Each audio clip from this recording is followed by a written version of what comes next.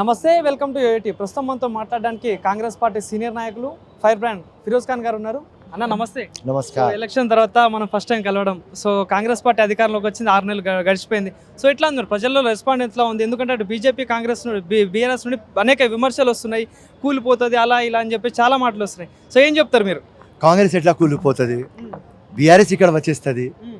And రోజు రోజుకి రేవంత్ రెడ్డి గట్టిగా అవుతాడు, కాంగ్రెస్ గట్టిగా అవుతుంది. రైట్, ఇప్పుడు మాకు ఇమీడియట్ టాస్క్ ఏమున్నది అంటే ప్రజలకి 6 గ్యారంటీస్ ప్రామిస్ చేస్తాం కాబట్టి, అండ్ ఫార్మర్స్కి ప్రామిస్ చేస్తాం కాబట్టి అన్ని ప్రామిస్లు అమలు కావాలి. అప్పుడునే రేవంత్ రెడ్డి చామ్, కాంగ్రెస్ చామ్, మా చామ్ ఉంటుంది. సో ఇప్పుడు దానికే మేము ఎట్లా ఉన్నది అంటే ఇవాళ 6 lakhs కోట్లు అప్పుతో మాకు స్టేట్ ఉన్నది. సో ఫైనాన్షియల్ బర్డన్ ఉన్నది, ఫైనాన్షియల్ కన్స్ట్రెంట్ ఉన్నది, సో ఫైనాన్షియల్ నెత్తి నొప్పి ఉన్నది. దానిలో ఈ స్కీమ్లు ఎట్లా అమలు చేయాలి, సో దాని మీద మేము వర్క్ చేస్తున్నాం. తప్పకుండా ఏది ప్రామిస్ చేసింది అది 100% అమలు చేద్దాం.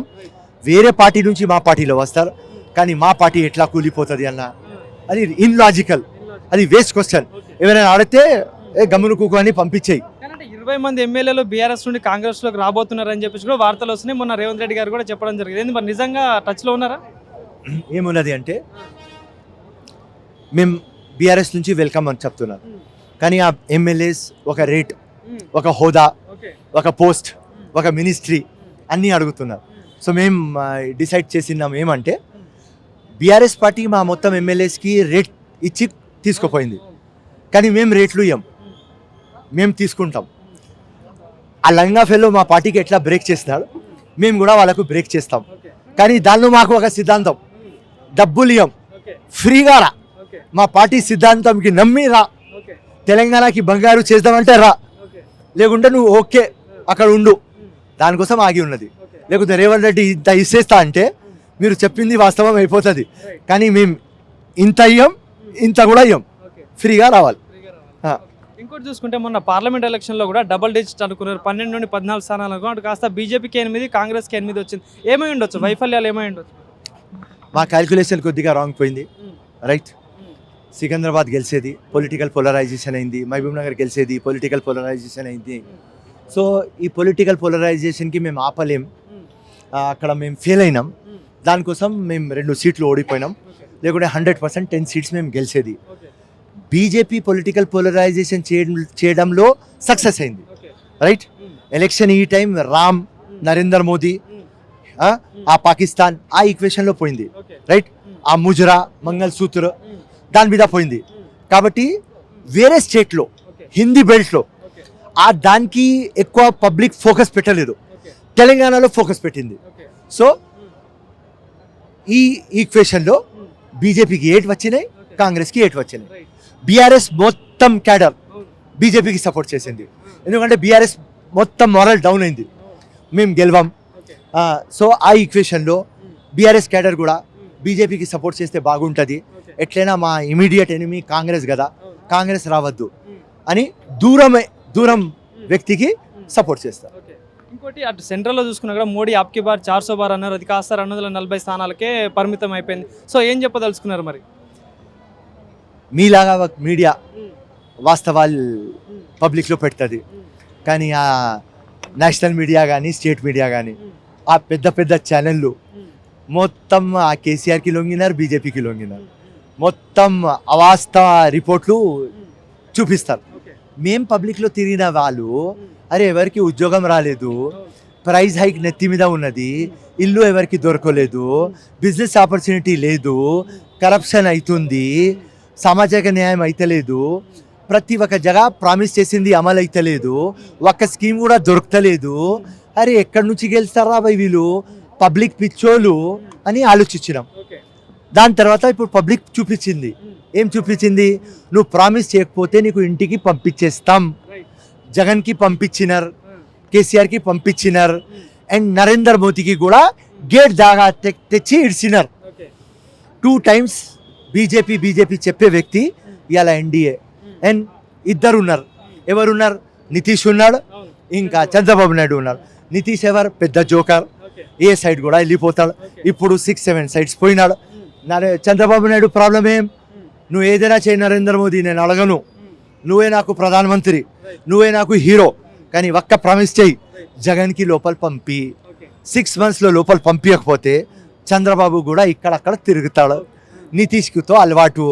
సో ఎప్పుడు గవర్నమెంట్ పడిపోతుంది ఆ దేవుడికి తెలుసు. సో ఇట్లాంటి సీన్లో Congress party day by day powerful అవుతుంది, యాంటీ ఇన్కంబెన్సీ వస్తుంది, పబ్లిక్ అర్థం చేసుకున్నది. ఎవరేం ప్రామిస్ చేసింది చాలా జాగ్రత్తగా మీరు ప్రామిస్కి అమలు చేయాలి, అమలు చేయకపోతే మీకు దారి చూపిస్తాం. దానికోసం కాంగ్రెస్ కాంగ్రెస్ కాంగ్రెస్ అండ్ ఫ్యూచర్ ఇవాళ రాహుల్ గాంధీ బర్త్డే కాబట్టి ఆ పప్పు నిప్పు అయిపోయినాడు. ఉట్టి నిప్పు నిప్పు నిప్పు. ఫ్యూచర్ ప్రధానమంత్రి 229లో నేను గోడ మీద రాసేస్తా నా రక్తంతో రాహుల్ గాంధీ ప్రధానమంత్రి. దానికంటే ముందు అవుతాడు, కానీ నేను రక్తంతో రాయాలి అని మాట్లాడుతున్నా అని 29 టైం తీసుకుంటున్నా. అన్న ఇంకోటి చూసుకుంటే మన ఏదైతే నిన్న రాహుల్ గాంధీ గారు కూడా ఈవీఎం ట్యాంపరింగ్ జరిగింది, నేతలు ఎన్డీఏ నేతలు మా దాంట్లో టచ్లో ఉన్నారు, మళ్ళీ కూలిపోబోతుంది ఎన్డీఏ గవర్నమెంట్ అని చెప్పేసి చెప్తున్నారు. ప్రధానంగా ఏంది మరి ఛాన్స్ ఉందా కూలిపోవడానికి? మీకు టచ్లో ఉన్నారా? ఎన్డీఏ గవర్నమెంట్ కూలిపోతుంది ఇప్పుడే చెప్పినా కదా నితీష్ చంద్రబాబు. ఈవీఎం గురించి, ఈవీఎం ఎప్పుడు టెంపర్ కాదు. నేను ఒక 20 years నుంచి ఫేర్ ఫ్రీ ట్రాన్స్పరెంట్ ఎలక్షన్ గురించి కొట్లాడుతున్నా. బోకస్ ఓట్లు అవుతాయి, రిగ్గింగ్ అవుతుంది, కానీ ఈవీఎం టెంపర్ కాదు.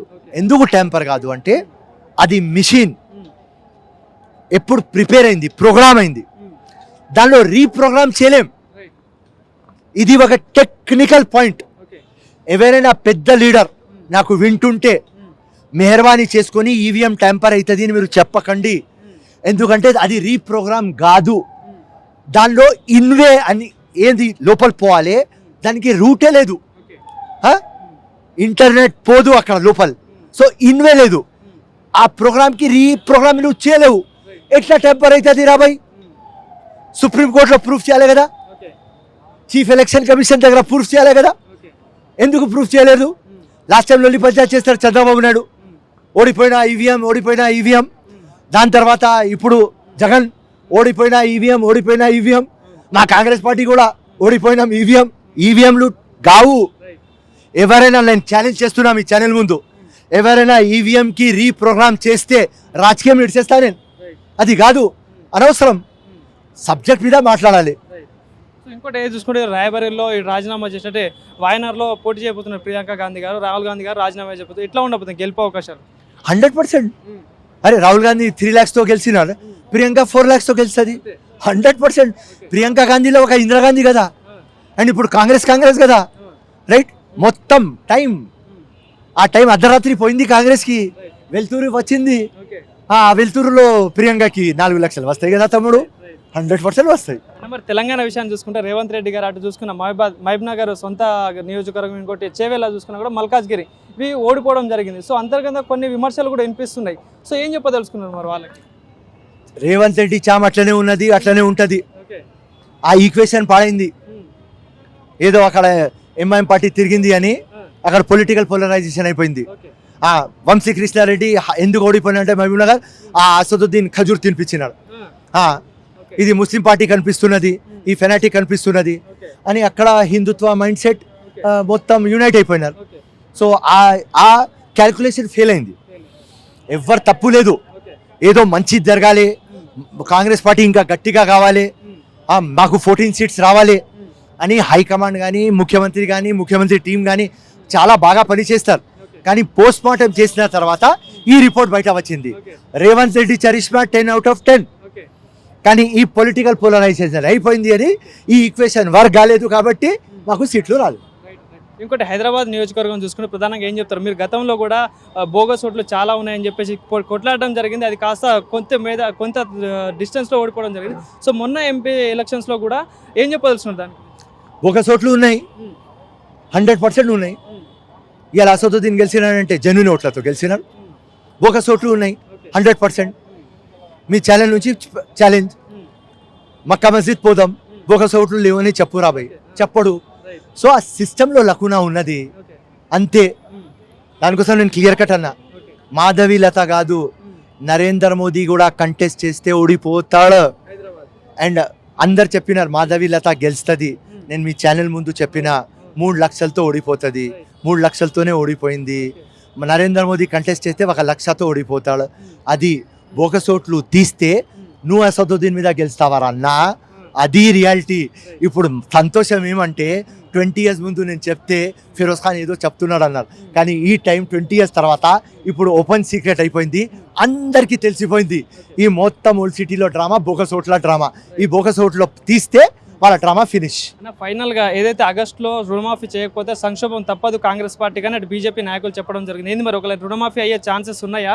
ఒకవేళ అవ్వకపోతే నిజంగా కాంగ్రెస్ పార్టీకి చుక్కెదురు కాబోతుంది. 100% 32,000 crores ఇచ్చేస్తాం. అప్పు తీసుకువస్తాం, సొంత గిరివి పెట్టుకుంటాం, కానీ 32,000 crores తెస్తాం. అది తీసుకురాకపోతే ప్రాబ్లం అవుతుంది. 100% తీసుకువస్తాం.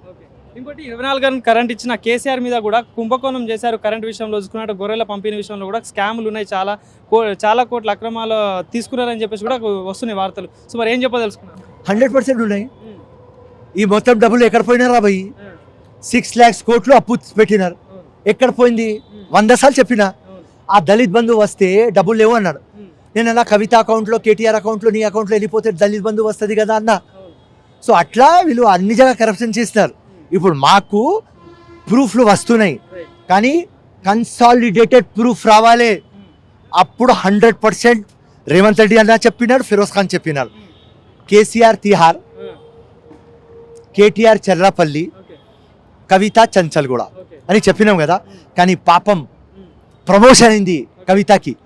చంచల్గూడ నుంచి ఫస్ట్ వాళ్ళ అయ్యా కంటే ముందు తిహార్లో ఉన్నది. సో ఇట్లా మాకు ప్రూఫ్లు దొరికితే అయ్యాకి కూడా పంపిస్తాం, కేసీఆర్కి కూడా. అక్కడ రిసీవింగ్ చేసుకుంటుంది పాపం కవిత తిహార్ జైల్లో. లంగా పార్టీ మొత్తం దోసుకొని తిన్నారు. బంగారు తెలంగాణని వాళ్ళు బంగారం తెచ్చినారు. ఆ బంగారం బయట పెట్టాలి కదా తమ్ముడు.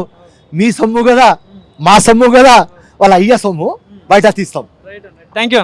జై హింద్, జై కాంగ్రెస్.